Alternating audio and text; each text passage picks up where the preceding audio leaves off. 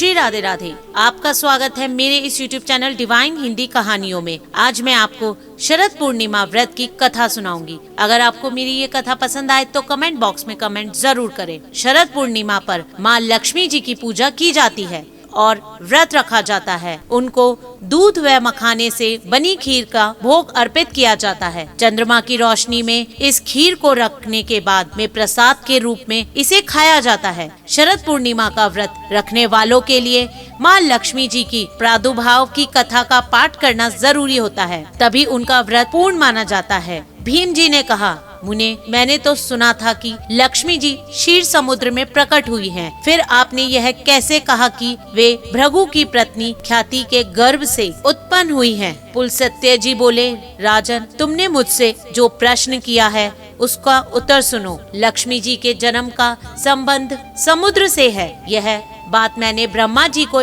मुख से सुन रखी है। एक समय की बात है, दैत्यों और दानवों में बड़ी भारी सेना लेकर दैत्यों पर चढ़ाई की। उस युद्ध में दैत्यों के सामने देवता परास्त हो गए। तब इंद्र आदि संपूर्ण देवता अग्नि को आगे करके ब्रह्मा जी की शरण में गए। वहाँ उन्होंने अपना सारा हाल ठीक ठीक कहकर सुनाया। ब्रह्मा जी ने कहा, तुम लोग मेरे साथ भगवान की शरण में चलो। यह कहकर वे संपूर्ण देवताओं के साथ क्षीर सागर के उत्तर तट पर गए और भगवान वासुदेव को संबोधित कर कर बोले, विष्णु, शीघ्र उठिए और इन देवताओं का कल्याण कीजिए। आपकी सहायता न मिलने से दानव इन्हें बारंबार परास्त कर रहे हैं। उन्होंने ऐसा कहने पर कमल के समान नेत्र वाले भगवान अंतर्यामी पुरुषोत्तम ने देवताओं के शरीर को अपूर्ण अवस्था देखकर कहा, देवगण, मैं तुम्हारे तेज की वृद्धि करूंगा। मैं जो उपाय बतलाता हूँ उसे तुम लोग करो। दैत्यों के साथ मिलकर सब प्रकार की औषधियाँ ले आओ और उन्हें क्षीर सागर में डाल दो।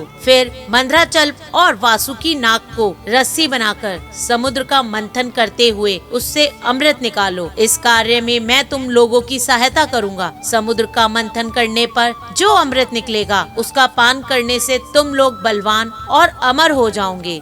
देव भगवान ने ऐसा कहने पर संपूर्ण देवता दैत्यों के साथ संधि करके अमृत निकालने के लिए यत्न में लग गए। देव, दानव और दैत्य सब मिलकर सब औषधियाँ ले आए और उन्हें क्षीर सागर में डालकर मंदराचल को मथनी एवं वासुकी को नाग नेति बनाकर बड़े वेग से मंथन करने लगे। भगवान विष्णु की प्रेरणा से सब देवता एक साथ रहकर वासुकी की ओर हो गए और दैत्यों को उन्हें वासुकी की सिर की ओर खड़ा कर दिया। भीष्म जी वासुकी के मुख की सांसें तथा विषाग्नि से झुलस जाने के कारण सब दैत्य निस्तेज हो गए। क्षीर समुद्र के बीच ब्रह्मावेताओं में श्रेष्ठ भगवान ब्रह्मा तथा महातेजस्वी महादेव जी की कच्छप रूपधारी श्री विष्णु भगवान की पीठ पर खड़े हो अपनी भुजाओं से कमल की भांति मंदराचल को पकड़े हुए थे तथा स्वयं भगवान श्री हरि कर्म रूप धारण करके क्षीर सागर के भीतर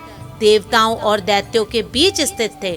वे मंदराचल को अपनी पीठ पर लिए हुए डूबने से बचाते थे। तदंतर जब देवता और दानव ने क्षीर समुद्र का मंथन आरंभ किया, तब सबसे पहले उसमें देव पूजित सुरभि यानी कामधेनु का आविर्भाव हुआ, जो घी दूध की उत्पत्ति का समान मानी गई है। तत्पश्चात वारुणी देवी प्रकट हुई, जिसके मद भरे नेत्र घूम रहे थे। वह पग पग पर लड़खड़ाती चल रही थी। उसे अपवित्र मानकर देवताओं ने त्याग कर दिया। तब वह असुरों के पास जाकर बोली, दानवों, मैं बल प्रदान करने वाली देवी हूँ, तुम मुझे ग्रहण करो। दैत्यों ने उन्हें ग्रहण कर लिया। इसके बाद पुनः मंथन आरंभ होने पर पराजिता उत्पन्न हुआ, जो अपनी शोभा देवताओं का आनंद बढ़ाने वाला था। तदंतर 7 करोड़ अप्सराएं प्रकट हुई, जो देवता और दानवों के समान रूप में भोग्य है। जो लोग पुण्य कर्म करके देवलोक को जाते हैं, उनके ऊपर समान अधिकार होता है। अप्सराओं के बाद शीतल किरणों वाले चंद्रमा का प्रादुर्भाव हुआ, जो देवताओं को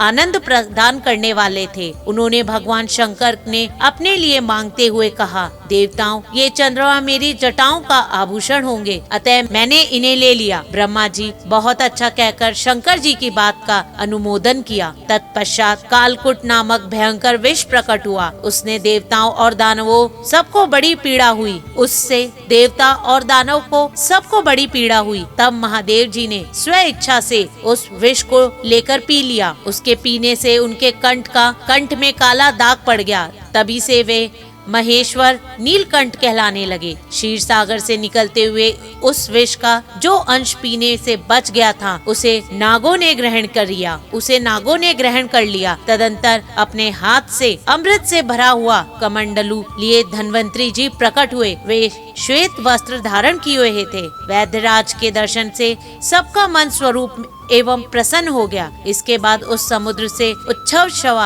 शवा घोड़ा एवं ऐरावत नाम का हाथी, ये दोनों क्रमशः प्रकट हुए। इसके पश्चात क्षीर सागर से लक्ष्मी जी देवी का प्रादुर्भाव हुआ, जो खिले हुए कमल पर विराजमान थी और हाथ में कमल लिए हुए थी, जिसके उसकी प्रभा चारों ओर छिटक रही थी। उस समय महर्षियों ने श्री सूक्त का पाठ करते हुए बड़ी प्रसन्नता के साथ उनका सत्वन किया। साक्षात क्षीर समुद्र में प्रकट होकर लक्ष्मी जी को एक सुंदर माला भेंट की, जिसके कमल कभी नहीं मुरझाते। विश्वकर्मा ने उनके समस्त अंगों के आभूषण पहना दिए। स्नान के पश्चात दिव्य माला और दिव्य वस्त्र धारण करके जब वे सब प्रकार के आभूषणों से विभूषित हुई, तब इंद्र आदि देवता तथा विद्याधर आदि ने भी उन्हें प्राप्त करने की इच्छा की। तब ब्रह्मा जी ने भगवान विष्णु से कहा, वासुदेव, मेरे द्वारा दी गई इस लक्ष्मी देवी को आप ही ग्रहण करें। मैंने देवता और दानवों को मना कर दिया है, वे इन्हें पाने की इच्छा नहीं करेंगे। आपने जो स्थिरता पूर्वक इस समुद्र मंथन में कार्य को संपन्न किया है, इससे आप पर मैं बहुत संतुष्ट हूँ। यूँ कहकर ब्रह्मा जी ने लक्ष्मी जी से बोला, हे देवी, तुम भगवान केशव के पास जाओ, मेरी दिए हुए पति को पाकर अनंत वर्षों तक आनंद का उपभोग करो। ब्रह्मा जी का ऐसा कहने पर लक्ष्मी जी समस्त देवताओं को देखते देखते श्री हरि के वृक्ष स्थल में चली गई और